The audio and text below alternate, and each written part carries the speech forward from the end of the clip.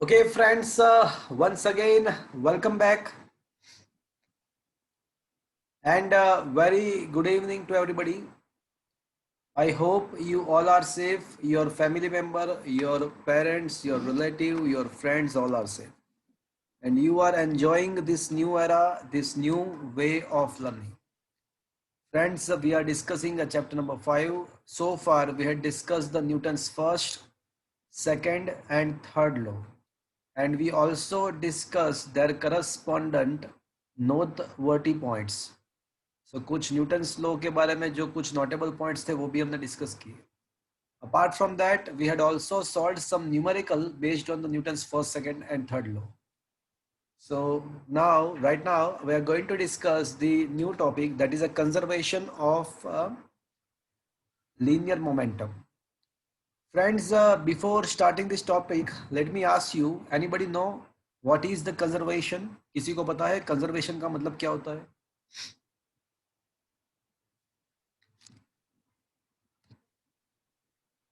Any of you know what is the meaning of the conservation? संभाल के रखना. संभाल के रखना, okay? सेव कर. Final equals to long time के इनिशियल. लिए सेव करना. अच्छा, लॉन्ग टाइम के लिए सेव करना, ओके. देखो यहाँ पे फिजिक्स में कंजर्वेशन का मतलब ऐसा है कि फाइनल इक्वल्स टू इनिशियल. हाँ, टाइम के साथ वेरी नहीं होता है.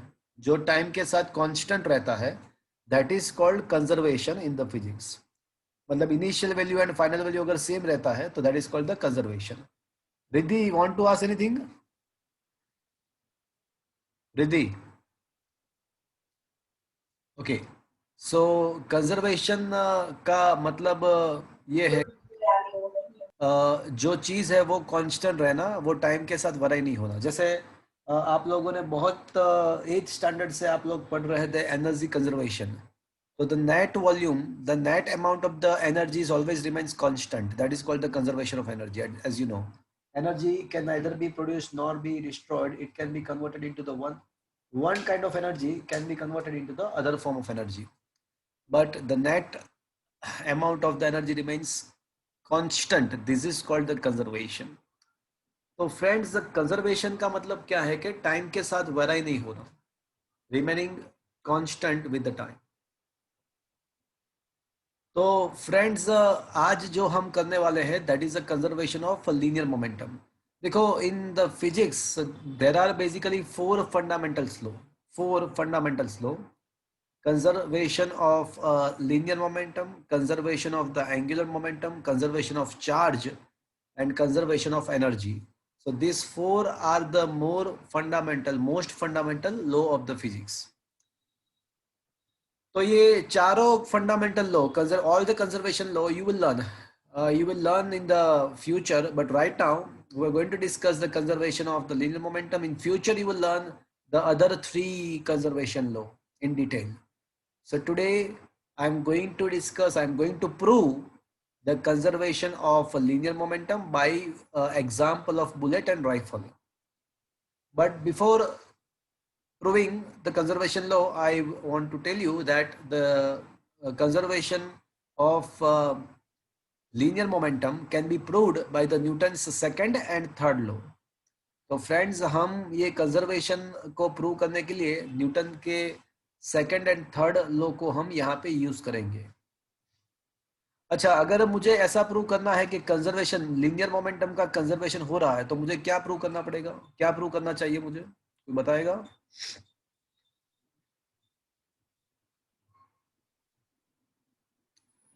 अगर मुझे ऐसा प्रूव करना है कि लीनियर मोमेंटम कंजर्व्ड हो रहा है, मतलब वो उसका कंजर्वेशन हो रहा है, तो मुझे क्या प्रूव करना चाहिए, मुझे क्या, अगर मैं क्या कर दूं तो ऐसा प्रूव हो जाएगा कि भाई लीनियर मोमेंटम कंजर्व्ड हो रहा है.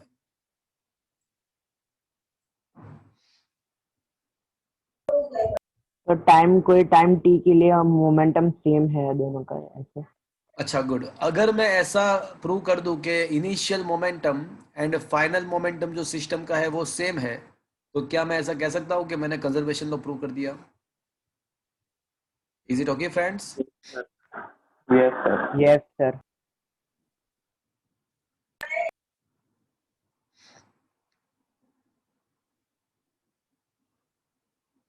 in an isolated system, net linear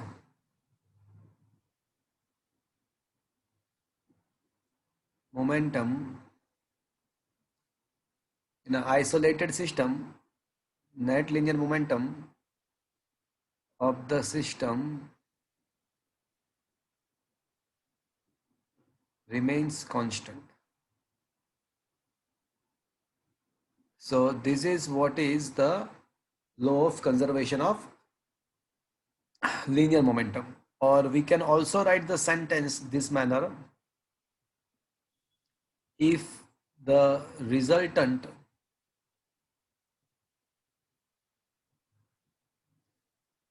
external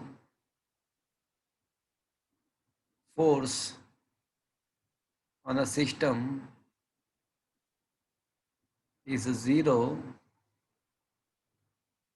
then its momentum, momentum माने linear momentum, momentum remains constant. हम इसको ऐसा भी बोल सकते हैं. तो अब मैं यहाँ पे आपको ये प्रूव करके दूंगा. मैं यहाँ पे बुलेट एंड राइफल का एग्जांपल लेके ये प्रूव करके दूंगा कि इनिशियल सिस्टम का जो मोमेंटम है वो जो है वही हमारा लास्ट फाइनल मोमेंटम रहेगा. तो मैं अभी यहाँ पे उसको प्रूव कर रहा हूँ.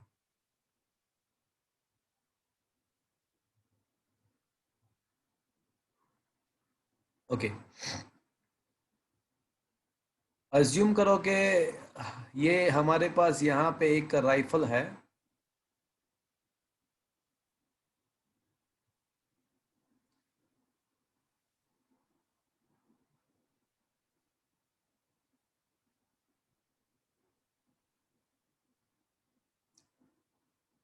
और अंदर के साइड बुलेट भी है.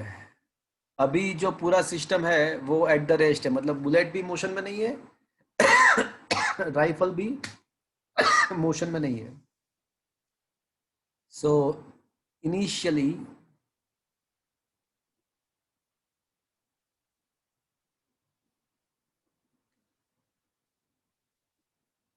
I can say the momentum of the bullet is zero and the momentum of the rifle is also zero. So I can say the initial momentum of the system, that is a bullet का momentum plus rifle का momentum क्या होगा भैया? Zero. तो system का जो initial momentum है वो जीरो है before the bullet is fired from the rifle.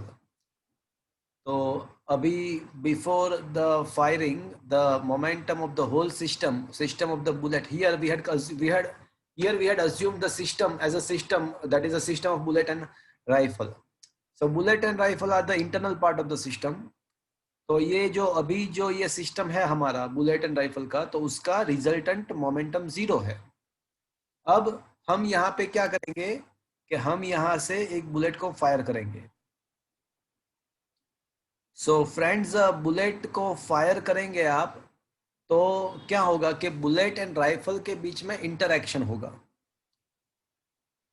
Friends, bullet and rifle के बीच में इंटरैक्शन होगा तो जो राइफल बुलेट के ऊपर फोर्स प्रोवाइड करेगा वही फोर्स बुलेट राइफल को अपोजिट डायरेक्शन में फोर्स अप्लाई करेगा. जब हम बुलेट को फायर करेंगे तो क्या करेगी राइफल, क्या करेगी बुलेट को आगे की तरफ, मतलब फायरिंग के लिए राइफल बुलेट को फोर्स प्रोवाइड करेगी. बट बुलेट जैसे ही बाहर निकलेगी तो वो भी क्या करेगा, अकॉर्डिंग टू थर्ड लॉ, वो भी बुलेट को बैकवर्ड डायरेक्शन में फोर्स लगाएगी. फ्रेंड्स, आपने कभी कहीं पे भी आपने बुलेट फायर किया है? Friends, Yes, sir. Yes, sir. तो सर वो फुग्गा फोड़ना होता है तब बे किया था. फुग्गा फोड़ने के लिए, अच्छा गुड. नहीं किसी ने मतलब ये जो एक्चुअल बुलेट होता है किसी ने फायर किया है एनसीसी नेवी में कहीं पे भी? देखा है सर, फायर नहीं किया. देखा है. अच्छा, किसने अभी देखा तक है? तो नहीं किया. अच्छा गुड. किसने देखा है? करण, क्या देखा था आपने? बताओ मुझे, थोड़ा बताओ और थोड़ा थोड़ा डिस्क्रिप्शन दो, आपने क्या देखा था? नहीं सर, एक एक बार मतलब 9th स्टैंडर्ड में गया था मैं, पता कहाँ पे गया था? नहीं कौन सी जगह पे गए थे तब, आर्मी का कुछ, वो सर पता नहीं, 9th स्टैंडर्ड में पापा लेके गए थे तो आर्मी की परेड चल रही थी तब, वो स्काई में उन्होंने बुलेट फायर की थी एक साथ। अच्छा, तो क्या देखा आपने जब बुलेट फायर होता है, तब क्या देखा आपने? वही सर कि मतलब एक साथ बुलेट फायर की थी कि अच्छा। सर वहाँ पे वो बॉर्डर होती है ना, वहाँ पे गए थे, वो पंजाब में है ना, अच्छा, तो वाघा बॉर्डर। हाँ वाघा बॉर्डर। वाघा बॉर्डर। हाँ, जाने जैसा है, एक बार जाके आओ, अच्छा है। तो क्या देखा? बुलेट, मेरा पूछने का एम ये है कि जब बुलेट फायर होता है तब झटका लगता है सर, हम होता है, पूरा। सोल्जर होता है, उसके बारे में सोचो, उसका मोशन कैसा होता है, मैं उसकी बात कर रहा हूँ। जब कोई, वो पीछे फोर्स लगता राइफल है। पीछे हो उसका हाथ जाती है। पीछे हो जाता है। बैकवर्ड हाँ, फोर्स उसका लगता हाथ राइफल पीछे हो पीछे। जाता है, क्यों? Because of the Newton's third law. जब राइफल बुलेट को फोर्स प्रोवाइड करेगा, राइफल बुलेट को फॉरवर्ड डायरेक्शन में फोर्स प्रोवाइड करेगा, तो साइमल्टेनियसली बुलेट बुलेट क्या करेगा, राइफल को बैकवर्ड डायरेक्शन में फोर्स प्रोवाइड करेगा।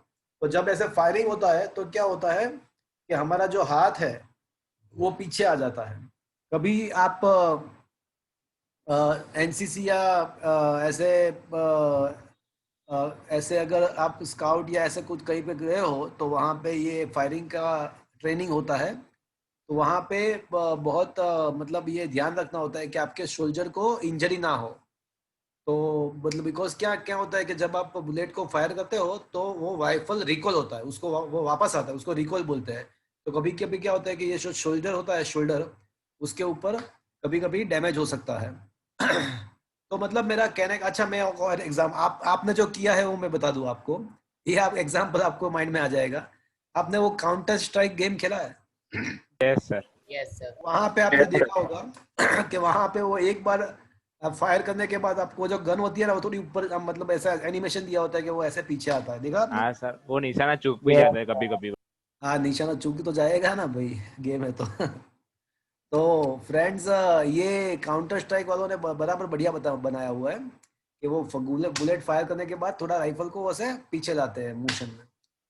बट कभी साउथ के पिक्चर देखे आपने?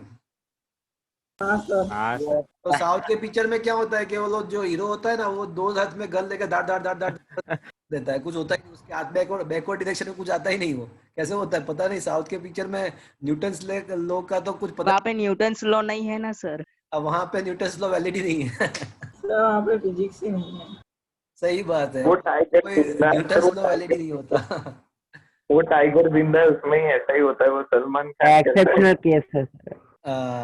तो फिर क्या है कि वो, आप जब साउथ के पिक्चर देखते हो तो फिजिक्स भूल जाओ, उसको साइड में रख दो अभी। तो मैं ये बताना वाला हूँ कि अगर, मैं ये बता रहा हूँ कि अगर राइफल के द्वारा बुलेट के ऊपर प्लस एफ जितना फोर्स लग रहा है, सपोज के राइफल के द्वारा बुलेट के ऊपर, तो बुलेट के द्वारा राइफल के ऊपर कितना फोर्स लगेगा? माइनस है। नेगेटिव। Minus F. क्या ये हाँ सर। समझ में आया friends? Yes sir.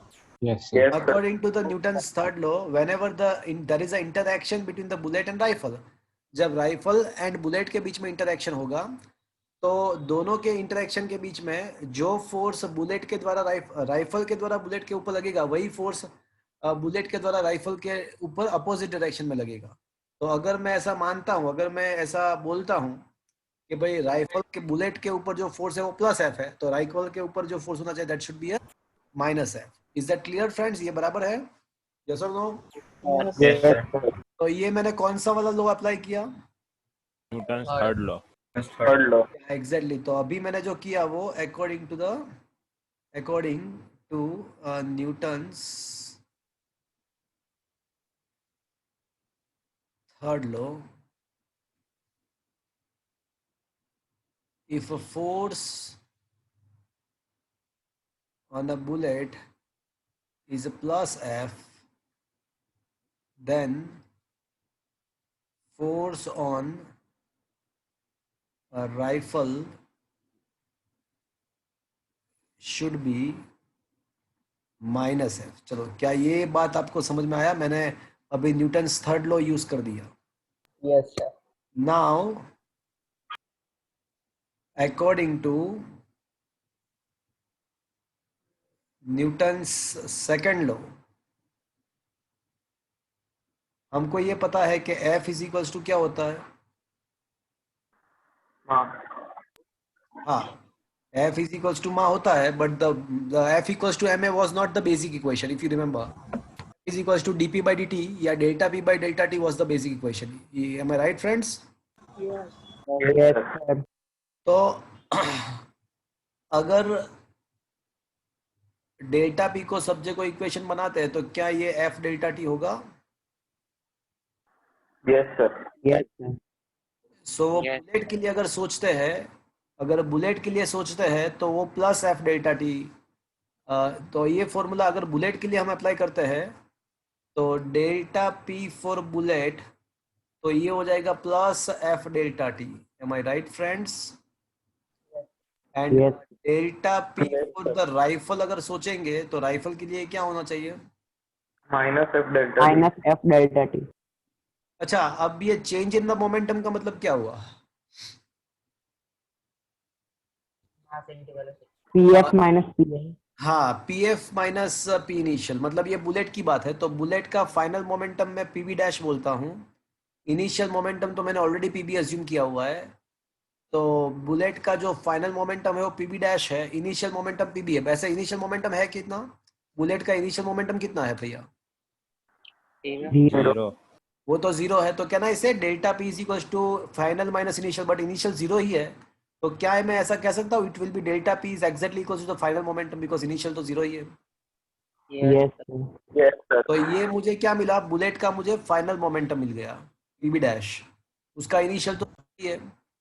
Is that clear friends? Rifle का final momentum P R dash minus P R, but P R तो जीरो ही है, तो is equal to minus F delta T.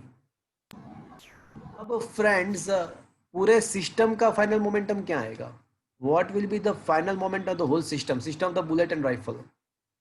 So finally I can say the final momentum, ये initial system था, अब मैं final system की बात कर रहा हूं। तो final momentum of a system of bullet and rifle, तो उसको पी फाइनल बोलते हैं। तो P final is equal to PB dash plus P F dash. अब पीबी डैश कितना मिला मुझे? Plus F delta T. And P F dash मुझे क्या मिला? Minus F F. delta T. तो उसको मिला दो तो क्या मिलेगा आपको? पूरे सिस्टम का फाइनल मोमेंटम क्या मिलेगा? Zero. जीरो मिल जाएगा वापस से। क्या ये बात आपको समझ में आया भैया? Yes, sir. तो अब देखो, पूरे सिस्टम का इनिशियल मोमेंटम जीरो था, पूरे सिस्टम का फाइनल मोमेंटम जीरो है। तो इसका मतलब क्या हुआ कि P initial is equal to P final. तो मतलब ये हुआ कि अगर आप कोई आइसोलेटेड सिस्टम है, देखो यहाँ पे मैंने बुलेट को फायर करने के लिए मैंने कोई एक्सटर्नल फोर्स प्रोवाइड नहीं किया। हाँ, मैंने वो नीचे से वो जो उसको प्रेस किया, मैंने वो स्विच को, Trigger. ट्रिगर को मैंने प्रेस किया, वो अलग चीज है। मैंने राइफल के बीच में जो इंटरेक्शन होता है, बुलेट एंड राइफल के बीच में जो इंटरेक्शन होता है, वहां पे मैंने कोई एक्सटर्नल फोर्स प्रोवाइड नहीं किया है। तो बुलेट ट्रिगर को मैंने प्रेस किया, वो अलग चीज है। बट जो जब बुलेट फायर होता है तब बुलेट एंड राइफल के बीच में जो इंटरेक्शन होता है उसमें मैंने कुछ नहीं किया। तो when the external force of the system is zero, then the net momentum of the whole system remains constant. This is what is known as a conservation of momentum. तो वो यहाँ पे मैंने प्रूव किया कि भाई मैंने बुलेट एंड राइफल के बीच में जो इंटरेक्शन हो रहा है वहां पे मैंने कोई एक्सटर्नल फोर्स अप्लाई नहीं किया है। तो मुझे ऐसा पता चला कि इनिशियल मोमेंट तो सिस्टम का था वो जीरो था, फाइनल मोमेंटम भी जीरो है। बट जो है वो, देखो ऐसा मैं नहीं बोल रहा हूँ कि ऑलवेज जीरो ही रहेगा। मैं ऐसा बोल रहा हूँ कि जो इनिशियल होगा वही फाइनल होगा। जब आप कोई एक्सटर्नल फोर्स अप्लाई नहीं करते हैं तो सिस्टम का मोमेंटम ऑलवेज जीरो रहेगा, ऐसा नहीं है। If you are not applying any force the momentum remains constant, मतलब इनिशियल जो है वो फाइनल ही वही फाइनल रहेगा। यहाँ पे इनिशियल जीरो था तो फाइनल भी हमको जीरो मिला। So this is a proof of the conservation of the linear momentum. क्या ये चीज आपको समझ में आया फ्रेंड्स? Yes Yes, sir. कोई अगर आपको ऐसा पूछे कि conservation of linear momentum is derived from which laws, तो आप क्या लिखोगे? Newton third Third law. Second and third law. तो conservation of momentum can be proved by Newton's third and second law. आप देख सकते हो कि इसको प्रूव करने के लिए मैंने सेकंड एंड थर्ड लॉ का यूज किया है। तो क्या सर ये PF इज इक्वल टू PB dash plus PR dash है ना? हाँ, PR dash, PB dash plus PR dash, या बराबर, सही बात है। तो क्या फ्रेंड्स ये क्वेश्चन आपको समझ में आया friends? Yes, sir. Yes, sir. Okay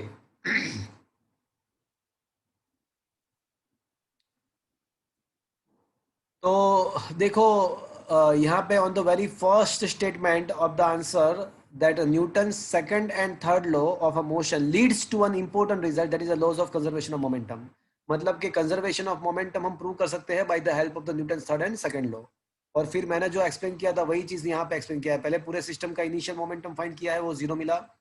उसके बाद फायरिंग किया, सिस्टम का फाइनल मोमेंटम फाइंड किया, वो भी 0 मिला, मतलब initial momentum is equal to final momentum.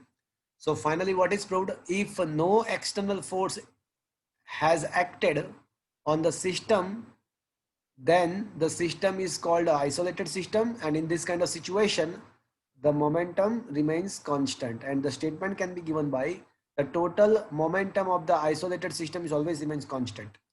This is a fundamental law and a universal law. Moreover, it is equally true for interaction between the large bodies like a planet and star, and interaction between the very micro particle like electrons and proton। मतलब सब जगह पे आप apply कर सकते हो। Large body के लिए, एकदम स्मॉल बॉडी के लिए भी आप अप्लाई कर सकते हो। यूनिवर्सल है, फंडामेंटल है, सब जगह पे वैलिड है।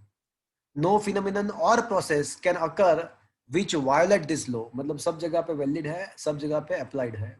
जब कोई सिस्टम के ऊपर फोर्स नहीं लग रहा है तो उसको आइसोलेटेड सिस्टम बोलते हैं, and in this kind of situation system का मोमेंटम जो होता है वो ऑलवेज कंजर्व्ड होता है, कांस्टेंट रहता है। तो क्या फ्रेंड्स आपको ये पूरा चीज समझ में आया friends? Yes, sir. Yes, sir. Yes sir. Friends, now I am going to discuss a very important topic of this chapter, that is the equilibrium of the forces, concurrent force and the equilibrium of the system। तो ये जो 14th question था वो आपके exam में पूछेंगे, important था।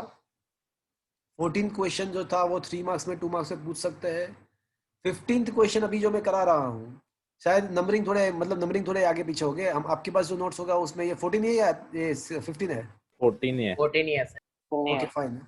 तो 14 जो है वो आपके एग्जाम में पूछेंगे। 15 क्वेश्चन आपके फंडामेंटल के लिए है, उसमें कुछ फंडामेंटल आपको समझना है। चलो फ्रेंड्स, अब जो मैं बोलता हूँ उसको ध्यान से सुनना। What is a कॉनकरेंट force, number 1, and number 2, explain the equilibrium of particle under the effect of the concurrent forces। तो सबसे पहले कॉन्करेंट फोर्स क्या है वो मैं आपको एक्सप्लेन करता हूँ, और उसके बाद इक्विलिब्रियम क्या होता है वो मैं आपको एक्सप्लेन करता हूँ। But this topic is a very important in this chapter. Equilibrium के बेस पे ही सारे क्वेश्चंस हो गए। सर बोलो। सर एक डाउट है हाँ बोलो। सर, रिटार्डिंग फोर्स हमेशा पॉजिटिव ही होता है? रिटार्डिंग फोर्स हमेशा नेगेटिव लेना होता है। नेगेटिव? पर हाँ। सर रिटार्डेशन लिखते हैं तो मतलब नेगेटिव लिखना अगर आप फिर पड़ेगा। रिटार्डेशन लिखते हो तो फिर देखो, मेरी बात सुनो। देखो मैं क्या बोलना चाहता हूँ, मैं ये बोलना चाहता हूँ कि सपोज कि आपको फॉर्मूला अप्लाई करना है V equals to V0 plus AT, right? तो अब ये फॉर्मूला के अंदर आप क्या लिखोगे? एक्सेलरेशन के बदले F/m लिखोगे। Is it okay friends? बराबर है? देखो तो। Yes sir. तो Yes, अब sir. आपको ऐसा दिया हुआ है, अगर क्वेश्चन में ऐसा दिया हुआ है कि रिटार्डेशन ऑफ 50 न्यूटन, अगर ऐसा कोई स्टेटमेंट लिखा हुआ है तो आप क्या लिखोगे यहाँ पे फोर्स के बदले? -50. मैं ये बताना चाहता हूँ। Is that clear? Minus F कौन एम उठेगा? हाँ, तो वो माइनस ही करना पड़ेगा, बिकॉज रिटार्डेशन क्या करता है? वेलोसिटी डिक्रीज करता है। तो मतलब एक्सेलरेशन पॉजिटिव होना चाहिए, नेगेटिव होना चाहिए? तो वो नेगेटिव होना चाहिए। और सर रेजिस्टिव और रिटार्डिंग हाँ, फोर्स रेजिस्टिव एक ही फोर्स होता भी है वही हुआ, retarding force, resistive force itself is a retarding force obviously. अगर सर पहले से माइनस दिया हो तो और रिटार्डेशन दिया हो, ऐसा कोई क्वेश्चन आएगा? नहीं, मैं क्या बोल रहा हूँ कि आपको या तो आपको क्वेश्चन में ऐसा दिया होगा कि ब्रेकिंग फोर्स है या रेजिस्टिव फोर्स है या रिटार्डिंग फोर्स है, तो ऐसा अगर कोई वर्ड लिखा है तो आपको उसका वो लोग माइनस नहीं देंगे, वो आपको माइनस करना है। आपको फॉर्मुलेशन में जब आप प्लेस करते हो तो आपको नेगेटिव लिखना है। और सपोज के आपको ऐसा पूछा है कि फाइंड द रिटार्डेशन, तो जब आप फाइंड करोगे तो क्या मिलेगा पता है आपको? आपको सपोज के एक्सेलरेशन -5 समथिंग मिला कैलकुलेशन करने के बाद। उसके बाद अगर आपको फोर्स फाइंड करना तो आप करोगे F = ma। m सपोज के 1 है, फोर्स माइनस एक्सेलरेशन -5 मिला तो आपको फोर्स मिलेगा -5 मीटर/सेकंड स्क्वायर। अब लास्ट में आपको आंसर क्या लिखना है कि फोर्स = -5। सो रिटार्डेशन, जो रिटार्डिंग फोर्स है, आपको फिर माइनस लिखने की जरूरत नहीं है, वो आपने रिटार्डिंग लिख दिया तो इसका मतलब क्या हुआ कि वो नेगेटिव उसमें आ गया। Is that clear? Is it okay? Yes sir. चलो अब वापस से हम आ जाते हैं। टॉपिक ये है कि सर हाँ बोलो। सर इक्विलिब्रियम मतलब इक्विवेलेंट ही ना? नहीं, इक्विवेलेंट अलग हुआ, इक्विलिब्रियम अलग हुआ। इक्विवेलेंट का मतलब रिजल्टेंट इफेक्ट, एंड रिजल्टेंट जो होता है उसको इक्विवेलेंट बोलते हैं। रिजल्टेंट जो होता है उसको इक्विवेलेंट बोलते हैं। एंड इक्विलिब्रियम का मतलब बैलेंस्ड स्टेट में है, उसको इक्विलिब्रियम बोलते हैं। दोनों वर्ड अलग ही, दोनों मीनिंग है इंग्लिश में, दोनों का मीनिंग कंप्लीटली अलग है। Is that clear? Okay equivalent का मतलब क्या हुआ कि नेट इफेक्ट जो कंबाइंड इफेक्ट है, फाइनल इफेक्ट है, उसको इक्विवेलेंट बोलते हैं, रिजल्टेंट इफेक्ट। एंड इक्विलिब्रियम का मतलब बैलेंस्ड। ओके, यस तो सपोज के फ्रेंड्स यहाँ पे ऐसा अज्यूम करते हैं कि ये स्क्वायर टाइप का एक प्लेट है, ये स्क्वायर प्लेट है, और उसके ऊपर मैंने है ना मैंने 3 फोर्सेस अप्लाई किए हैं। तो ये जो तीनों फोर्स है, तो मैंने ऐसे 3 फोर्स यहाँ पे अप्लाई किए हैं। तो ये जो तीनों फोर्सेस जो है वो आप देख सकते हो कि तीनों का जो लाइन ऑफ एक्शन है, लाइन ऑफ एक्शन का मतलब जिस लाइन पे फोर्स एक्ट कर रहा है, जिस लाइन पे फोर्स एक्ट कर रहा है उसको लाइन ऑफ एक्शन बोलते हैं। तो आप देख सकते हो कि तीनों का जो लाइन ऑफ एक्शन है वो एक ही पॉइंट में से पास हो रहा है। क्या ये चीज आप देख सकते हो? Yes, sir. Force vector F1, force vector F2 and force vector F3। आप देख सकते हो कि तीनों का जो लाइन ऑफ एक्शन है वो एक ही पॉइंट में से पास हो रहा है। मतलब ऐसा हुआ कि ये जो फोर्सेस है वो कॉन्करेंट फोर्स है। तो कॉन्करेंट फोर्स का मतलब क्या हुआ फ्रेंड्स कि अगर हम कोई बॉडी के ऊपर ऐसे फोर्स लग रहे हैं कि जिसके लाइन ऑफ एक्शंस एक ही पॉइंट में से पास हो रहे हैं, तो in that kind of circumstances they are said to be a concurrent forces. क्या ये बात आपको समझ में आया? कॉन्करेंट फोर्स किसको बोलते हैं? Yes, sir. यस कि जिसका लाइन ऑफ एक्शन एक ही पॉइंट में से पास होगा तो उसको हम कॉन्करेंट फोर्सेस बोलेंगे। क्या ये आपको समझ में आया कॉन्करेंट फोर्स क्या होता है? यस यस सर यस अब suppose a body is acted by a force vector F1, vector F2 and blah blah blah, such that the summation of all the forces, vector sum of all the applied forces is comes out to be a 0. That is, the summation of all the forces is come out to be 0, then the body is said to be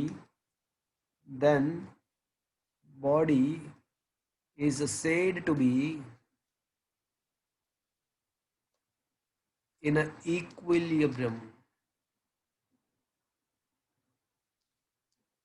मतलब body के ऊपर जितने भी force लग रहे हैं, body के ऊपर जितने भी फोर्स लग रहे हैं, वो सारे फोर्स का कंबाइंड इफेक्ट, वो सारे फोर्स का रिजल्टेंट फोर्स अगर आप निकालते हो और अगर रिजल्टेंट फोर्स जीरो होता है, रिजल्टेंट फोर्स उसका जीरो होता है, तो हम ऐसा कह सकते हैं कि जो बॉडी है वो इक्विलिब्रियम में है. That is called the linear equilibrium और that is called the equilibrium.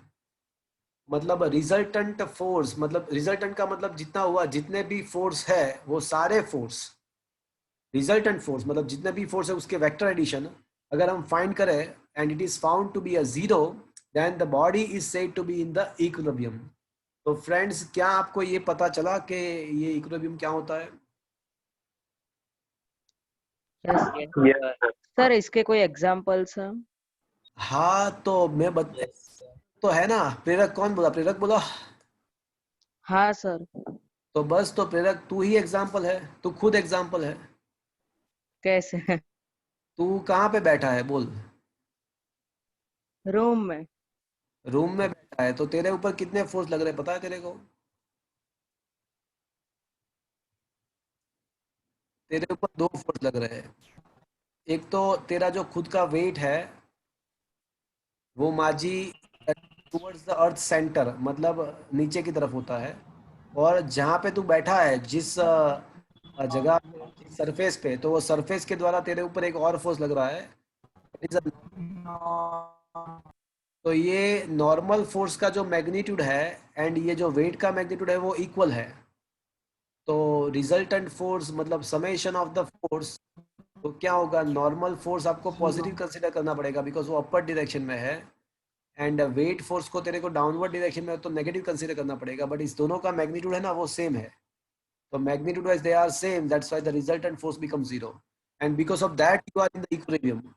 Because of that you are in the equilibrium. अगर ऐसा नहीं होता, अगर ऐसा नहीं होता तो क्या होता पता है? तू वहां पे एट द रेस्ट, स्टेबल नहीं रहता. हाँ, वो तू यहाँ पे, वहां पे आप जो है ना वो वहां पे एट द रेस्ट मतलब रह नहीं पाएंगे.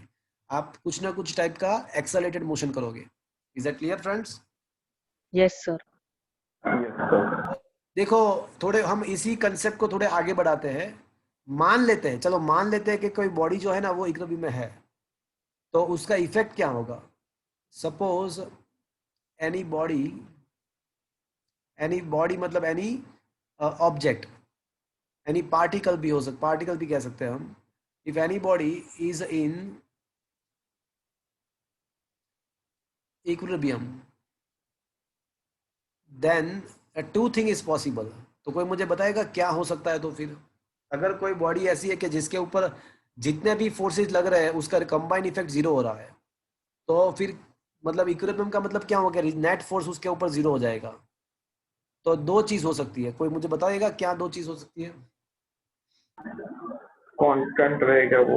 Rest अच्छा, मैं थोड़ा और आपको Rest. थोड़ा और अच्छा मैं थोड़ा और आपको मैथमेटिकली बताऊं कि रिजल्टेंट फोर्स जीरो है, तो इसका मतलब कि उसका एक्सेलरेशन भी जीरो हो जाएगा.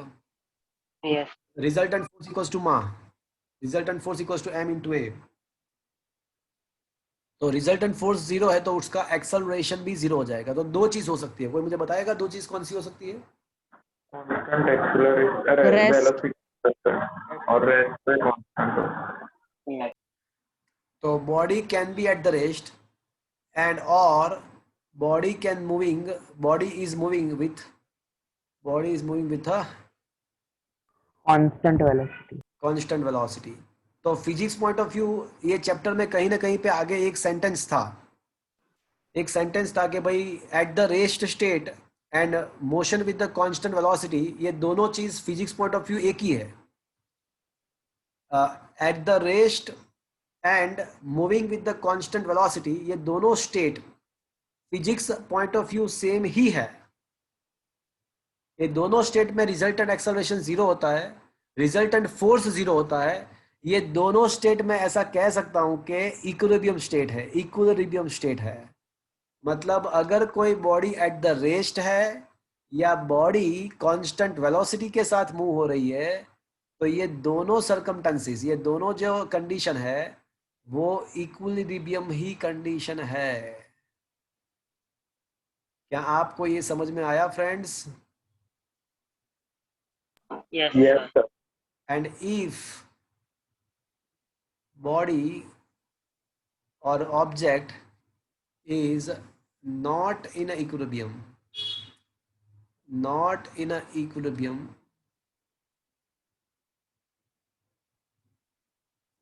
मतलब उसका जो रिजल्टेंट फोर्स है उसके ऊपर रिजल्टेंट फोर्स जीरो नहीं है, कुछ रिजल्टेंट फोर्स लग रहा है, तो इसका मतलब ऐसा हुआ कि नेट एक्सेलरेशन जीरो नहीं होगा। तो इस टाइप के सिचुएशन में एक ही चीज हो सकती है, क्या हो सकता है? एक्सेलरेटेड।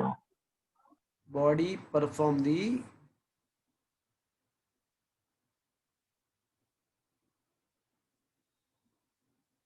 Accelerated motion. तो क्या ये चीज आपको समझ में आया फ्रेंड्स? Yes sir. तो फ्रेंड्स मैं आपको एक गोल्डन सेंटेंस देता हूं, मैं अभी आपको एक गोल्डन सेंटेंस देता हूं, ये पूरे चैप्टर में वो आपको याद रखना है। And the sentence is either the body can be in the equilibrium और it is not in the equilibrium. दो ही चीज हो सकती है, या तो बॉडी इक्विलिब्रियम में हो सकती है या बॉडी इक्विलिब्रियम में नहीं है। तो ये दो ही चीज पॉसिबल है। तो दो चीज ही होती है। Number one, if body is in equilibrium, then आपको क्या करना है, जितने भी फोर्सेस है उसका रिजल्टेंट फोर्स जीरो करना है। रिजल्टेंट फोर्स जीरो होना इसका मतलब ऐसा हुआ कि एक्स डायरेक्शन में भी रिजल्टेंट जीरो होगा। रिजल्टेंट फोर्स जीरो होने का मतलब ऐसा हुआ कि फोर्स का एक्स कंपोनेंट का रिजल्ट भी जीरो होगा। अब वाई डायरेक्शन में भी रिजल्टेंट फोर्स जीरो होना चाहिए एंड जेड डायरेक्शन में भी रिजल्टेंट फोर्स जीरो ही होना चाहिए। मतलब अगर रिजल्टेंट फोर्स जीरो है तो एक भी डायरेक्शन में रिजल्टेंट फोर्स का एक्स या वाई या जेड तीनों कंपोनेंट जीरो ही होगा। And number two, if the body is not in the equilibrium, is not in equilibrium, अगर ऐसा है तो आपको क्या करना है कि रिजल्टेंट फोर्स फाइंड करना है और उसको क्या करना है कि एम ए के साथ मिलाना है। तो ये दो चीज आपको always in now and onwards in this chapter when we solve the numerical this two concept is going to be applied. आपको देखना है कि क्या बॉडी इक्विलिब्रियम में है या नहीं है। अगर इक्विलिब्रियम में है तो उसका रिजल्टेंट फोर्स जीरो करो, एक्स डायरेक्शन में भी, वाई डायरेक्शन में भी, जेड डायरेक्शन में भी। और अगर वो इक्विलिब्रियम में नहीं है तो आप ऐसा कर सकते हो, अगर वो इक्विलिब्रियम में नहीं है तो resultant force in the x direction मतलब M A X, resultant force in the Y direction मतलब M A Y, and resultant force in the z direction that is MAZ। तो अगर बॉडी इक्विलिब्रियम में नहीं है तो आपको क्या करना है, सिंपल, तो आपको रिजल्टेंट फोर्स फाइंड करके उसको MA के साथ कंपेयर करना है। बिकॉज मैंने न्यूटन सेकंड लॉ आपको जब एक्सप्लेन किया तब मैंने प्रिसाइजली बोला था कि यहाँ पे F is equal to MA जो है, वहां पे लेफ्ट हैंड साइड जो F है वो F नहीं है, वो बॉडी के ऊपर जितने भी फोर्स है उसका सारा कंबाइंड इफेक्ट है, अगर आपको याद हो तो। Am I right friends? Yes sir. Yes, sir. Resultant. वो रिजल्टेंट फोर्स था एग्जैक्टली exactly। तो वो सारे फोर्सेस का कंबाइंड इफेक्ट था न्यूटन सेकंड लॉ में, वो कोई एक फोर्स नहीं था। तो क्या फ्रेंड्स ये चीज आपको समझ में आया? Yes sir. Yes, sir. तो फ्रेंड्स दो ही चीज हो सकती है, या बॉडी इक्विलिब्रियम में होगा। अच्छा, इक्विलिब्रियम में होना मतलब क्या चीज हो सकती है? उसमें दो कंडीशन होती है। इक्विलिब्रियम में होना मतलब क्या हुआ? या तो वो रेस्ट पे हो गया, या तो एट द रेस्ट या फिर moving with constant velocity. Constant velocity. अगर ऐसा होता है तो उसको इक्विलिब्रियम बोलते हैं। अगर ऐसा होता है तो उसको इक्विलिब्रियम बोलते हैं। अगर ऐसा नहीं है तो उसको इक्विलिब्रियम नहीं बोलते। अच्छा, एक बंदे ने ऐसा पूछा हुआ है कि कोई ऑब्जेक्ट को अगर आप ऊपर की तरफ थ्रो करते हो, कोई ऑब्जेक्ट को अगर आप ऊपर की तरफ थ्रो करते हो और वो एट मैक्सिमम हाइट पे पहुंचता है। देखो, एक मिसकंसेप्ट मैं आपका दूर करता हूं। देखो, एट द रेस्ट होना एंड टेम्पररी वेलोसिटी जीरो होना वो दोनों अलग ही चीज है। मैं फिर से बोल रहा हूं कि बॉडी एट द रेस्ट होना एंड टेम्पररी उसका वेलोसिटी जीरो होना वो दोनों अलग है भैया। मतलब एक बंदे ने बहुत अच्छा क्वेश्चन पूछा कि भाई अगर हम कोई बॉडी को ऊपर थ्रो करते हैं तो मैक्सिमम हाइट पे उसका क्या होता है, वेलोसिटी क्या हो जाएगा? 0 0। तो ये जो स्टेट है is not at the rest, इसको एट रेस्ट स्टेट नहीं बोल सकते आप, ये तो टेम्परवरी मतलब एक माइनर मोमेंट के लिए उसका वेलोसिटी 0 है। It is not at the rest, it is not the equilibrium, ऐसा नहीं है, ये इक्विलिब्रियम नहीं है, यहाँ पे एक्सेलरेशन 0 नहीं होगा, यहाँ पे एक्सेलरेशन है इनफैक्ट, और कितना है एक्सेलरेशन लग रहा है, यहाँ पे एक्सेलरेशन जी है 9.8। हाँ 9.8 मतलब माजी जितना फोर्स लग रहा है। तो ये it is not equilibrium, it is not equilibrium, इसको इक्विलिब्रियम नहीं बोल सकते भैया।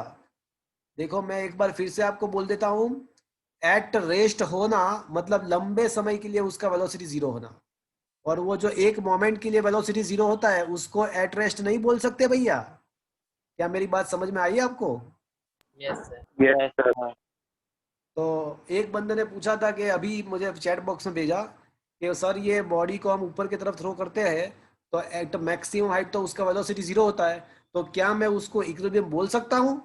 भाई नहीं बोल सकते आप उसको, वो एटरेस्ट नहीं, वो एटरेस्ट इसको आप नहीं कह सकते हो। क्या ये बात आपको समझ में आई friends? Yes, sir. Yes. So friends, let's try to solve some numerical if there are any numerical on the basis of that. तो friends, okay चलो एक important question ले लेते हैं।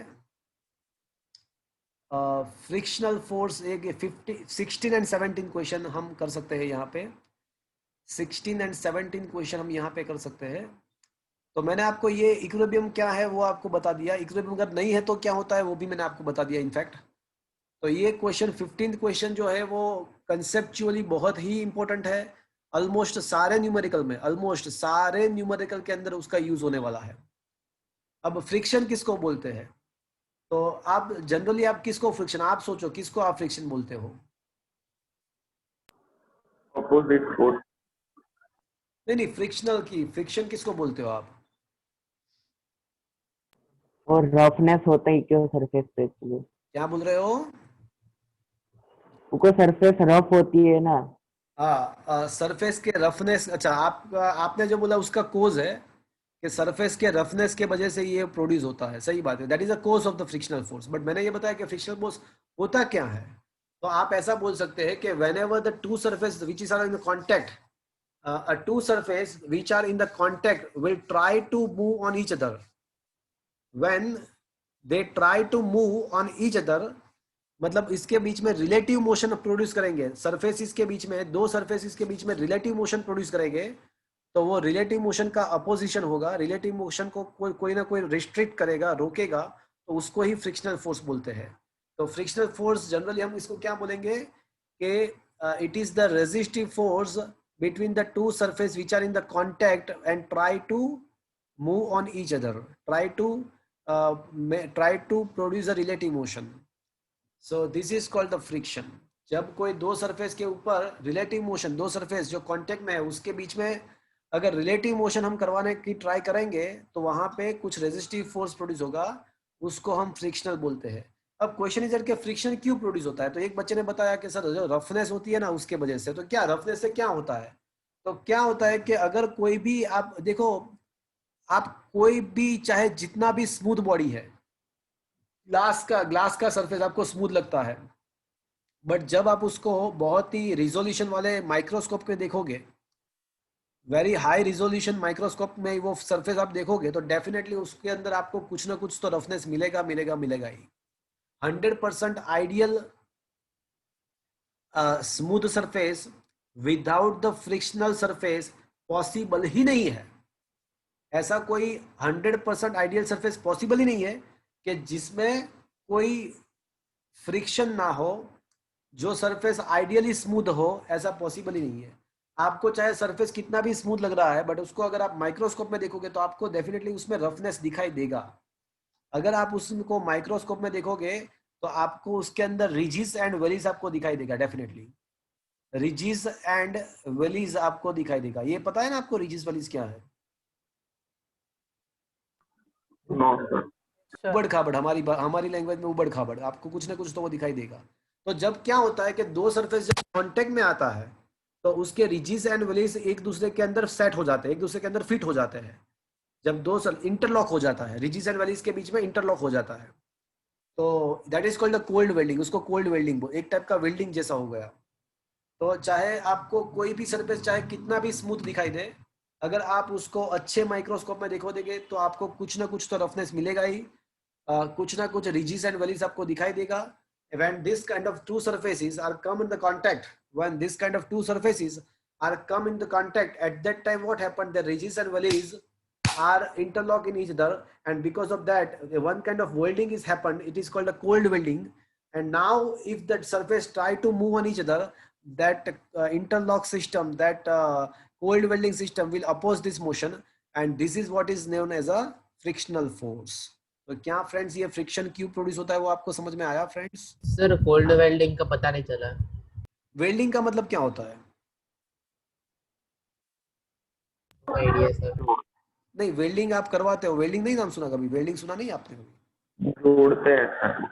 दो सरफेस को आप मतलब चिटका देते हो, जोड़ देते हो एक दूसरे को, उसको वेल्डिंग बोलते हैं। तो यहाँ पे हमने वेल्डिंग, यहाँ पे भी वेल्डिंग जैसा ही हुआ। क्यों? बिकॉज ये रिजिस एंड वेलिस एक दूसरे में इंटरलॉक हो गए। बट यहाँ पे वेल्डिंग करने के लिए हमने हीट नहीं अप्लाई किया। वेल्डिंग करने के लिए हमने कोई वो हीट, जो हीट से वेल्डिंग होता है, ऐसा नहीं अप्लाई किया। तो ये हॉट वेल्डिंग नहीं, ये कोल्ड वेल्डिंग है। एक टाइप का वेल्डिंग ही है, बट इसको कोल्ड वेल्डिंग बोलते हैं। Is that clear to you now? मतलब Yes, सर sir. रफनेस को ही फ्रिक्शन कहते हैं ना? देखो, frictional is a force and roughness is a virtue. तो more precise sentence is a frictional force is produced due to the virtue of roughness of any surface. तो ऐसा कह सकते हैं। ओके। क्वांटिटी है फिजिक्स, और दूसरा उसका रीजन है, उसका कोज है, वो वर्च्यू है, वो उसका कैरेक्टरिस्टिक है। क्या ये बात समझ में आया आपको? Yes sir. ये तो अब मैं एक बहुत ही इंपॉर्टेंट क्वेश्चन अभी मैं लेने वाला हूं। तो मैं यहाँ पे frictional force, normal force and angle के बीच में रिलेशन हम डिराइव करेंगे। तो बहुत बहुत बहुत सारे क्वेश्चन ऐसे हैं कि जिसके अंदर ये इंक्लाइंड स्लोप के ऊपर कोई बॉडी पड़ा होगा, ऐसे बहुत सारे क्वेश्चन आएंगे। इंक्लाइंड स्लोप के ऊपर बॉडी पड़ा हुआ है, ऐसे बहुत सारे क्वेश्चन आएंगे। तो फ्रेंड्स, ये question, Jainil, you just wait for the 2 minutes. Jainil, okay sir. तो ये क्वेश्चन एक समझ के जाओ, ये बहुत ही बहुत ही बहुत ही इंपॉर्टेंट है। तो फ्रेंड्स, अज्यूम करेंगे कि एक कोई इंक्लाइंड सरफेस पे हमारा बॉडी पड़ा हुआ है। तो कोई भी सरफेस के ऊपर बॉडी अगर पड़ा हुआ है, तो सरफेस है ना, बॉडी के ऊपर दो टाइप के फोर्स प्रोड्यूस करती है। सरफेस बॉडी के ऊपर दो टाइप के फोर्स प्रोड्यूस करती है। एक जो सरफेस के खुद के परपेंडिकुलर होता है उसको नॉर्मल फोर्स बोलते हैं, और दूसरा जो सरफेस के पैरेलल प्रोड्यूस होता है, सरफेस के पैरेलल प्रोड्यूस होता है, इसको फ्रिक्शनल फोर्स बोलते हैं। तो कोई बॉडी सपोज के यहाँ पे पड़ा हुआ है, यहाँ पे अज्यूम करो कि एक बॉडी पड़ा हुआ है।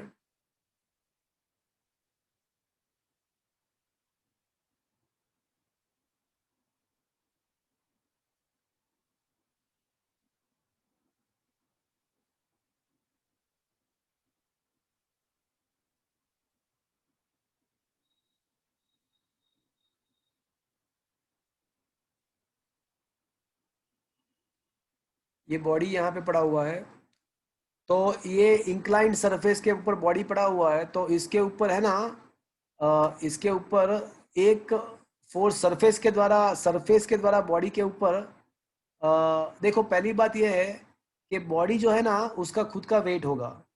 बॉडी का खुद का वेट जो ऑब्वियसली जो ग्राउंड के परपेंडिकुलर होता है towards the centre of the earth होता है।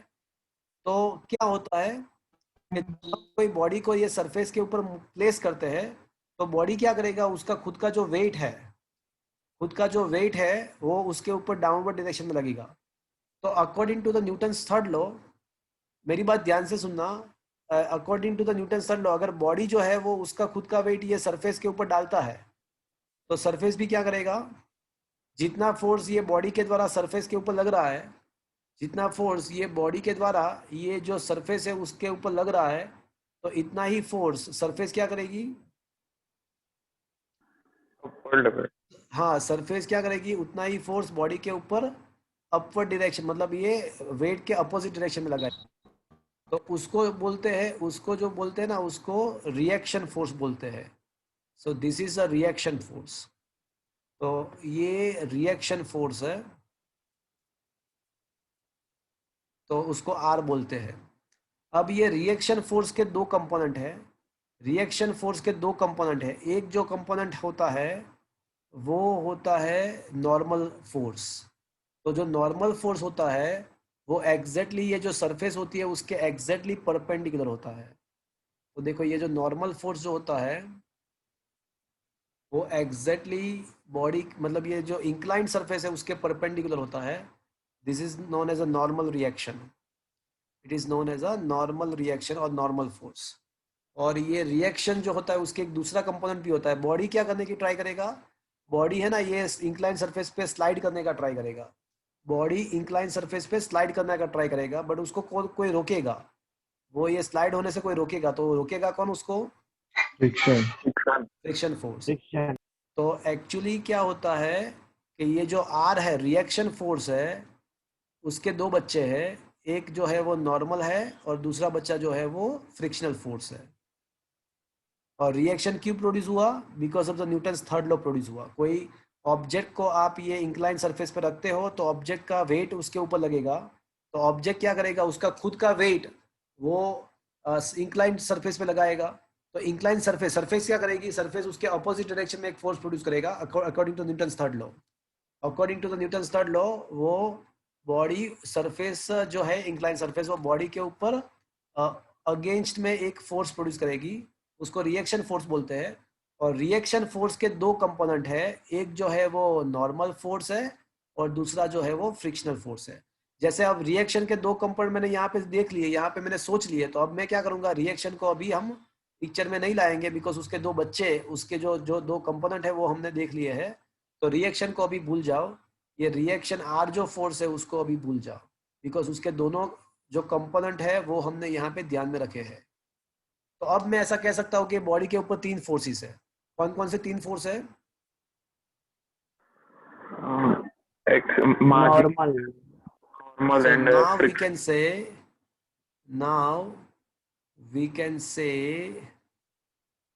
a body experiences three forces.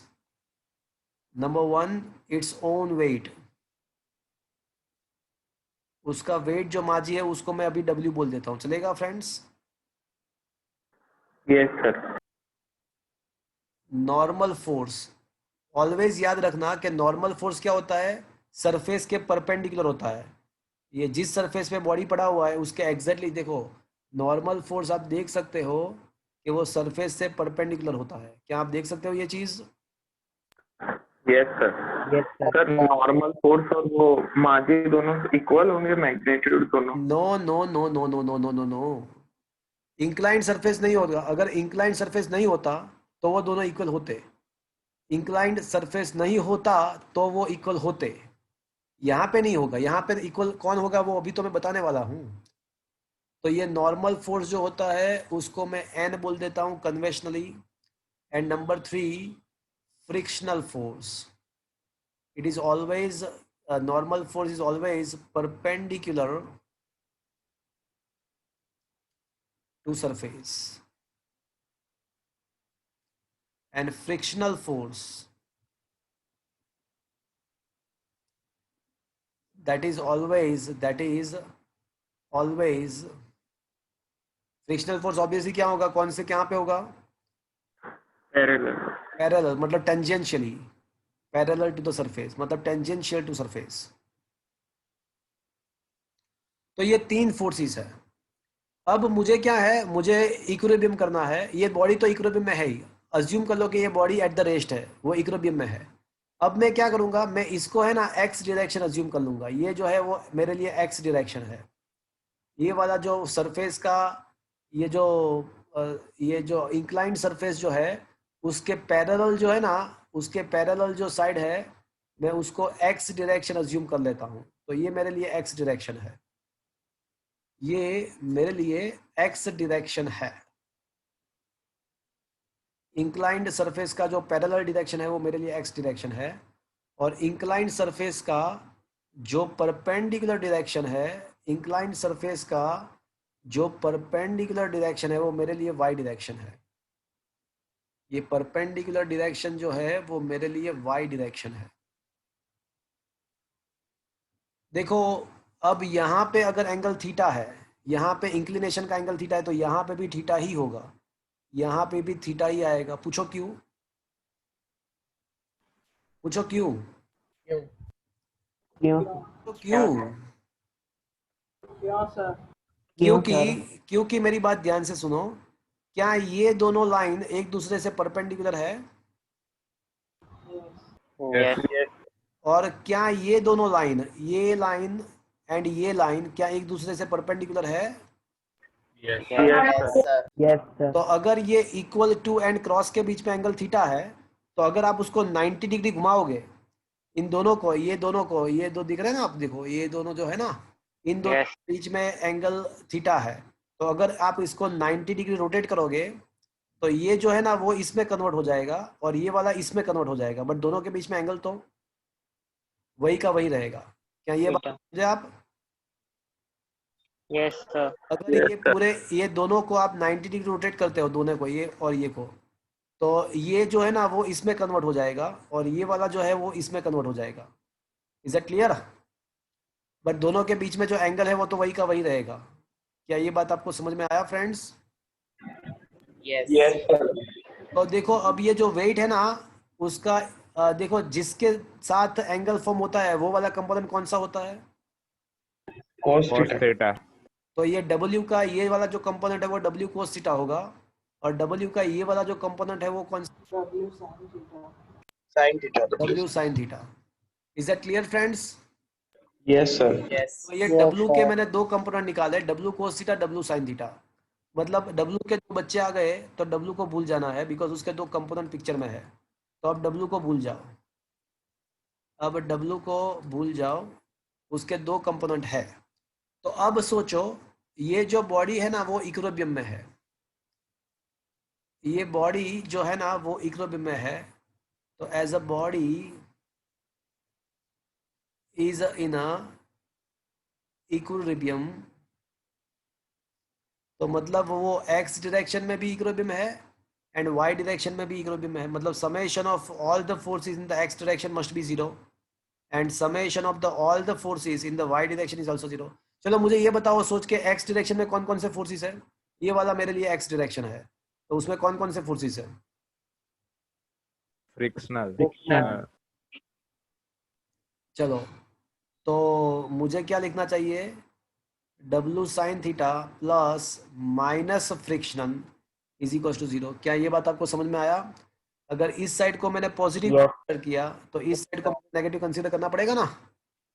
देखो सीधी सी बात है, कोई एक को अगर आप पॉजिटिव कंसीडर करते हो तो दूसरे को नेगेटिव कंसीडर, तो दोनों अपोजिट डायरेक्शन में है, दोनों अपोजिट में है, तो एक को पॉजिटिव करोगे तो दूसरे को नेगेटिव लेना पड़ेगा ना आपको। तो ये मेरे लिए पॉजिटिव x डायरेक्शन है, ये मेरे लिए नेगेटिव x डायरेक्शन है, ये पॉजिटिव y है और ये नेगेटिव y है। तो इसका मतलब ऐसा हुआ कि W sin theta must be equals to frictional force. चलो क्या ये बात समझ में आया आपको? Yes sir. चलो summation of Fy is equals to 0 y direction के रिजल्टेंट फोर्स, तो y डायरेक्शन में कौन? Normal plus W cos theta. Normal plus minus W cos theta. क्या ये बात आपको समझ में आया? Yes yes sir. तो W cos theta is equals to क्या होगा?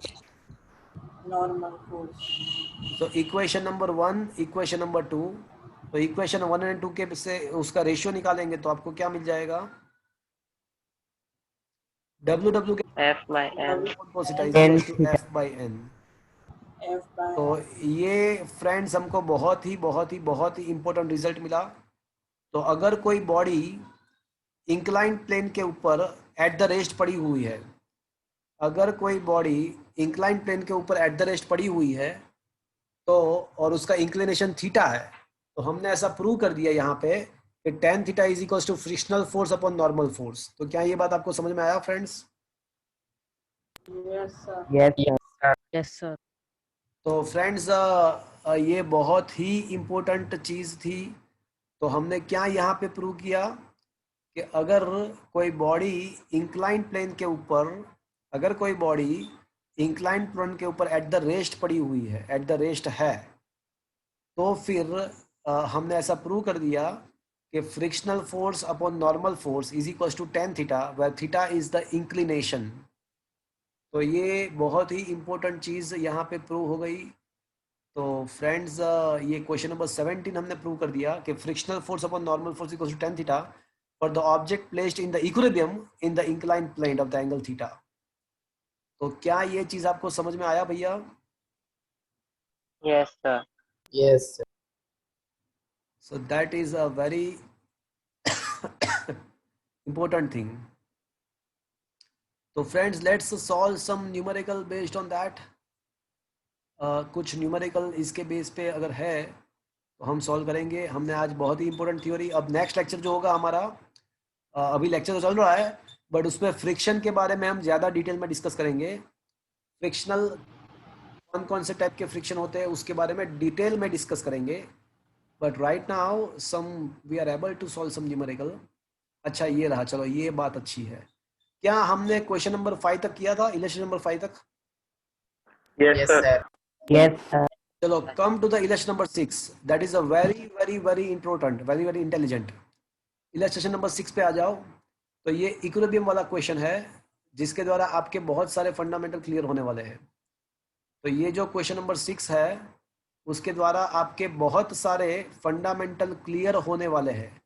Friends don't go anywhere till the end of this lecture. ये लेक्चर बहुत ही आपके लिए इम्पोर्टेंट है। So I am requesting you don't go anywhere till the end of the lecture. तो ये एक न्यूमेरिकल इक्विलिब्रियम के रिगार्डिंग न्यूमेरिकल है, तो हम उसको डिस्कस करेंगे। फ्रेंड्स देखो, फिगर ए आपको ध्यान से देखो, और उसमें थोड़ा मैं थोड़ा है ना उसको एनलार्ज कर रहा हूँ। ये फिगर जो है ना थोड़ा मैं उसको एनलार्ज कर रहा हूँ। ओके,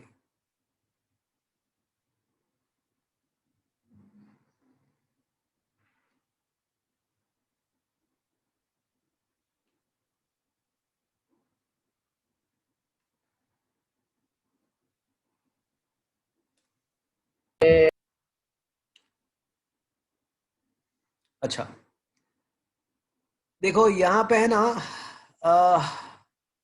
एक ऑब्जेक्ट ऐसे W का वेट है तो ऐसे लटक रहा है। यहाँ पे ऊपर एक रिजिड वॉल है, सीलिंग ऐसा कह सकते हैं हम, और स्टिंग के साथ एक बॉडी को ऐसे मतलब हैंग किया हुआ है, और यहाँ पे मैंने 50 न्यूटन जितना फोर्स अप्लाई किया हुआ है।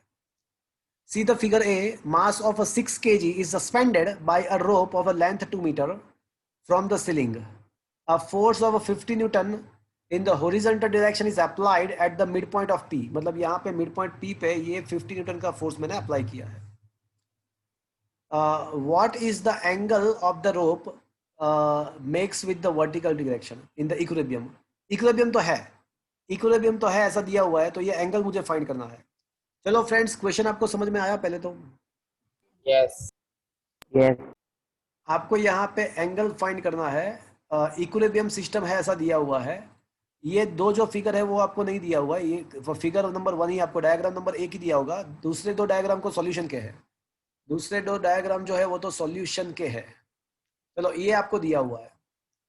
तो यहाँ पे आप देख सकते हो, यहाँ पे आप देख सकते हो कि ये जो ऑब्जेक्ट है नीचे जो हैंग कर रहा है, ये जो ऑब्जेक्ट आप देख रहे हो, क्या मैं ये स्पॉटलाइट आपको दिखाई दे रहा है? ये object Yes, sir. Yes, sir. तो सोचो कि इसके ऊपर कितने फोर्सेस लग रहे हैं। ये ऑब्जेक्ट मैं उसका है ना फ्री बॉडी डायग्राम ड्रॉ कर रहा हूँ। फ्री बॉडी डायग्राम का मतलब ऐसा हुआ कि ऑब्जेक्ट के ऊपर जितने भी फोर्स लग रहे हैं उसको आप एक साथ बताते हो अलग से, तो उसको उसका फ्री बॉडी डायग्राम बोलते हैं उसको, फ्री बॉडी डायग्राम। तो ये जो ऑब्जेक्ट है उसके ऊपर उसका खुद का वेट लगेगा, तो जो खुद का वेट होगा वो नीचे की तरफ होगा, और वो कितना होगा हमको पता है, माजी होगा। और ये जो स्ट्रिंग है वो उसको क्या करने की ट्राई करेगी, स्ट्रिंग उसको पकड़ के रखेगी, मतलब स्ट्रिंग में ऑलवेज टेंशनल फोर्स होता है। ये आपको हमेशा याद रखना है कि स्ट्रिंग में हमेशा टेंशनल फोर्स होता है। तो ये बॉडी के ऊपर दो फोर्स लग रहे हैं, एक तो उसका माजी वेट, उसका देखो कोई भी बॉडी होती है ना तो उसका वेट तो होता ही होता है, इसीलिए मैं बोलता हूँ कि कम खाओ गम खाओ, वेट तो होता ही है फ्रेंड्स। कोई ऐसा बॉडी नहीं है कि जिसका वेट नहीं होता है, इसीलिए तो मैं बोलता हूँ कम खाओ गम खाओ। तो ये जो बॉडी है उसका वेट डाउनवर्ड डायरेक्शन में होता है towards the centre of the earth, tensional force ऊपर की तरफ होता है, बट ये इक्विलिब्रियम में है। चलो ये इक्विलिब्रियम में है तो मैं क्या कह सकता हूँ इसके द्वारा, ये इक्विलिब्रियम में है तो मैं क्या बोल सकता हूँ, बोलो। T plus mg 0. Velocity constant. नहीं, वो यहाँ पे वेलोसिटी कांस्टेंट, यहाँ पे इक्विलिब्रियम में, यहाँ पे स्टेशनरी, दोनों सब कुछ ये एट द रेट। दोनों फोर्स का समेशन 0. मतलब आपको क्या करना चाहिए, ऐसा करना चाहिए T plus minus m g equals to 0, एक ऊपर की साइड एक नीचे की साइड। तो आप डायरेक्टली अब है ना, नेक्स्ट टाइम से अब हम क्या करेंगे पता है आपको, हम डायरेक्टली ये लिख देंगे कि ऊपर का है इज इक्वल्स टू नीचे का, टी इक्वल्स टू माजी। चलो क्या ये बात आपको समझ में आया? Yes, sir. अब मैं है ना ये पॉइंट पी का एफ फ्री बॉडी डायग्राम, ये अब मैं free body diagram of a point P. चलो अब ये पॉइंट पी के ऊपर कितने फोर्सेस है, तो अब आपको क्या करना है कि इसको भूल जाना, नीचे का जो पार्ट है उसको भूल जाना है आपको। देखो जब आप कोई एक ऑब्जेक्ट को सोचते हो तो आपको उसी को सोचना है, दूसरे सब कुछ भूल जाना है। तो अब खाली पॉइंट पी को देखो, जब आप ये मास को देख रहे थे तो आपको ये भूल जाना था, ये इसको भूल जाना था, मतलब इसको ही देखना था आपको। जब आप when you are writing the free body diagram of this mass तो आपको उसको ही देखना था, ऊपर कुछ नहीं देखना था। अब आपको क्या करना है, अब आप इक्विलिब्रियम, आप पॉइंट पी का इक्विलिब्रियम सोच रहे हो तो आपको नीचे का सब कुछ भूल जाना है। Don't forget about that, only consider the point P. Now tell me how many forces are acting on the point P. Point P के ऊपर कितने फोर्स लग रहे हैं, एक तो देखो, एक तो मैंने ये लगाया ये वाला 50 न्यूटन, अपार्ट फ्रॉम दैट और कितने फोर्स लग रहे हैं। तो ये जो ऊपर का जो स्ट्रिंग है ना, वो पॉइंट पी को ऊपर की तरफ, ऊपर का जो स्ट्रिंग है ना वो क्या करने का ट्राई करेगा, वो पॉइंट पी को ऊपर की तरफ खींचने का ट्राई करेगा, उसको मैं टेंशन T1 बोलता हूँ। और ये नीचे का स्ट्रिंग क्या करने का ट्राई करेगा, देखो ये पॉइंट पी में ऊपर का स्ट्रिंग उसको ऊपर की तरफ खींच के रखेगा, और नीचे का स्ट्रिंग क्या करने का ट्राई करेगा पॉइंट पी को नीचे की नीचे की तरफ. तरफ push वो करेगा। नीचे की तरफ वो ले जाने का ट्राई करेगा। तो वो जो टेंशन है वो उसको ऑलरेडी हमने टी बोल दिया है, उसको ऑलरेडी हमने टी बोल दिया है। देखो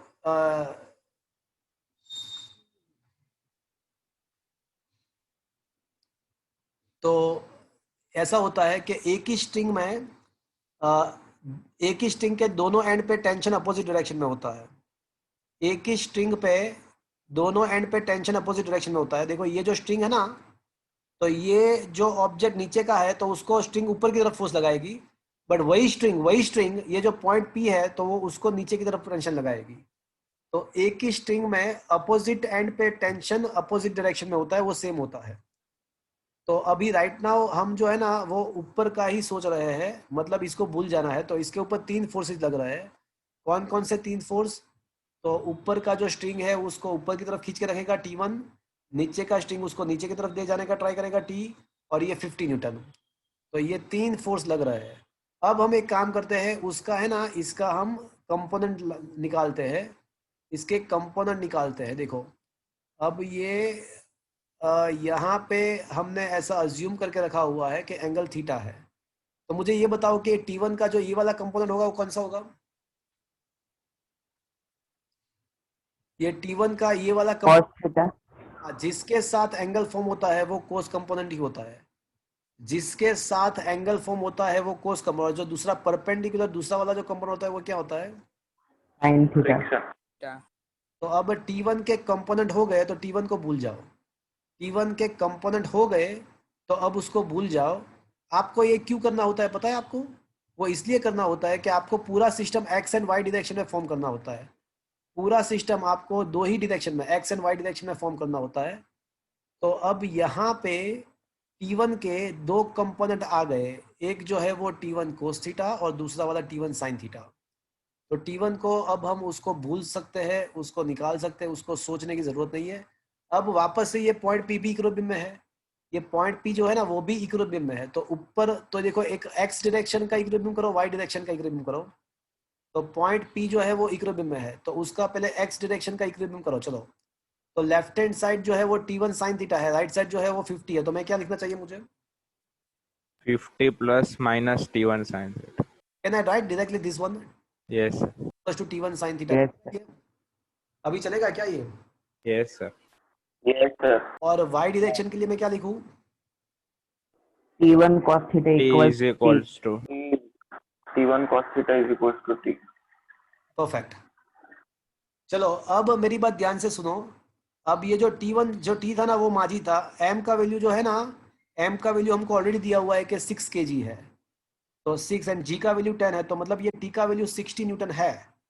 ये जो T का वैल्यू है ना वो 60 न्यूटन है।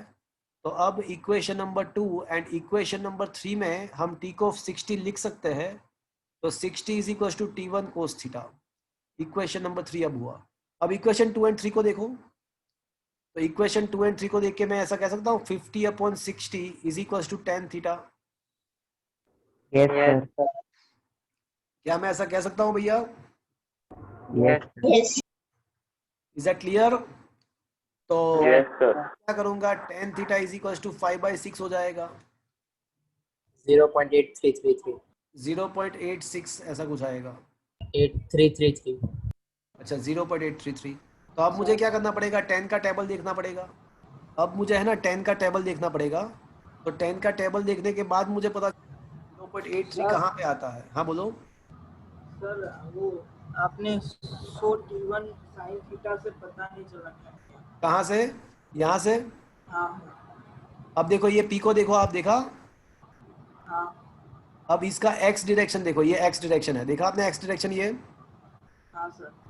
तो एक्स डायरेक्शन के राइट साइड 50 न्यूटन है, left hand side T1 sine theta है, बट इक्विलिब्रियम में है। तो क्या करोगे आप? इक्विलिब्रियम में है तो आप क्या करोगे, स्टेप बाय स्टेप अगर सोचो तो ऐसा करोगे, summation of all the forces in the x direction is 0, that's why 50 plus minus T1 sine theta is equal to 0। But ये दोनों स्टेप हम अब कट कर देंगे, अब डायरेक्टली ये याद रखेंगे, लेफ्ट हैंड साइड का force is equal to right hand side का फोर्स। आया बात समझ में? Yes sir. फिर summation of F Y equals to 0। तो अब वाई डायरेक्शन के बारे में सोचो, तो वाई डायरेक्शन में कौन कौन से फोर्स है? तो एक T1 कोस थीटा है, दूसरा T है, नीचे की तरफ T है। तो क्या करोगे आप, T1 cos theta plus minus T is equals to 0। तो इसके बदले क्या आप लिख सकते हो कि T1 cos theta is equals to T, और T का वैल्यू तो हमको 60 मिल गया है। Is that clear now? Yes sir. तो अब tan theta is equals to 5/6, तो थीटा का वैल्यू आपको मिल जाएगा समथिंग समथिंग। तो वही तो फाइंड करना है, वही तो मुझे फाइंड करना है कि what is the angle with the vertical. तो वर्टिकल के साथ एंगल कितना है वही आपको फाइंड करना है। तो क्या फ्रेंड्स आपको ये समझ में आया numericals? Yes sir. yes sir, तो सबसे देखो, सबसे पहले क्या किया, देखो लुक एट द सॉल्यूशन, एक बार सॉल्यूशन देख दो। तो सबसे पहले क्या किया है कि सबसे पहले आपने free body diagram of the W force, तो सबसे पहले हमने ये डब्ल्यू जो है ना उसका फ्री बॉडी डायग्राम देखा हमने। तो इसको हमने डब्ल्यू का फ्री बॉडी डायग्राम हमने देखा, तो पता चला कि भाई T2 is equal to mg is equal to 60। तो ये हो गया, मतलब ये खत्म। फिर कौन सा, किसका भी फ्री बॉडी डायग्राम हमने देखा, डब्ल्यू का तो खत्म हो गया, फिर कौन सा है? P. फिर पॉइंट पी का देखा। तो पॉइंट पी के बारे में सोचा, और वहां पे देखो ये रहा, तो ये T1 T2 और 50। तो T1 के दो कंपोनेंट है, T1 cos theta, T1 sine theta.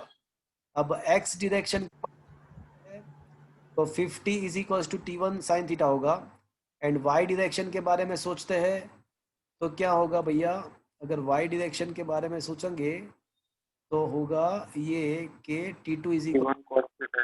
हाँ T1 यहाँ पे गलती कर दिया है, यहाँ पे T1 साइन थीटा जो लिखा है ना, अच्छा वो तो एक्स वो अलग से लिखा हुआ है, उसका कोई ज़रूरत नहीं है, इसको निकाल दो, इसको निकाल दो, ये T1 साइन थीटा को, उसका कोई काम नहीं है।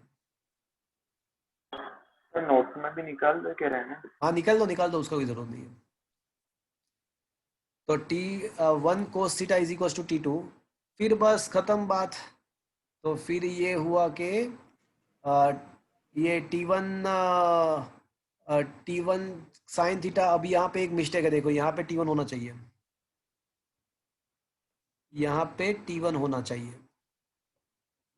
तो T1 get cancel, tan theta is equal to 0.833, तो उसके द्वारा आपको थीटा मिल जाएगा। Is that clear to you friends? Yes, sir. तो फ्रेंड्स यहाँ पे ये इक्विलिब्रियम के लिए ये आपको याद रखना है कि जब आप कोई एक ऑब्जेक्ट की इक्विलिब्रियम की बात करते हो तो आपको उसी को सोचना है, दूसरा कुछ सोचना नहीं है। तो ये चीज़ आपको याद रखना है। कहीं पे मैंने ये रूल्स भी लिखे हैं आपके सहूलियत के खातिर। Let me check, is there anywhere, it is anywhere, just let me check. कहीं पे मैंने लिखे थे कि इक्विलिब्रियम अगर है या नहीं है, अगर है तो क्या करना है, नहीं है तो क्या करना है।